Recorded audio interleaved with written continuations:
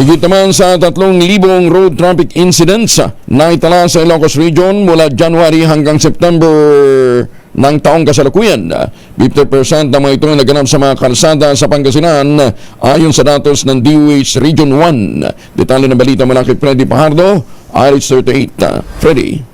Naganap ang pinakamaraming bilang ng mga road traffic incidents sa lalawigan ng Pangasinan na kumakatungan sa 50% ng mga aksidente sa buong Rehiyong 1. Ayon yan sa datos ng Department of Health Region 1. Sa isang panayam, sinabi ni DOH Regional Director Dr. Paula Paz Sinjongko, tinatayang 3,153 road traffic incident ang naitala nila sa Ilocos Region mula January hanggang September ng kasalukuyang taon, kung saan ang Pangasinan ang may pinakamaraming kaso na umabot sa 1,789, La Union 766, Ilocos Sur 395 at Ilocos Norte 203. Bilang bahagi ng pagdaraos ng ahensya sa World Remembrance Day for Traffic Incident na ginanap sa Urdaneta City, nagpapatuloy niya ang aksyon ng DOH Region 1 upang mapahusay pa ang kanilang serbisyo sa mga naaksidente. Kabilang sa hakbang ng DOH Region 1 ang pagbibigay ng basic life support training,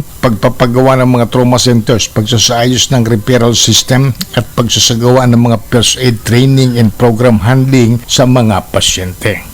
Ito si Freddy Pajardo, Aristartit, nag-uulat para sa DCRH, una sa Pilipinas, una sa Pilipinas. Maraming salamat, Freddy. Mas Antonio Kabasanid, si Camille sa ating mga kababayan dyan po sa Pangasinan.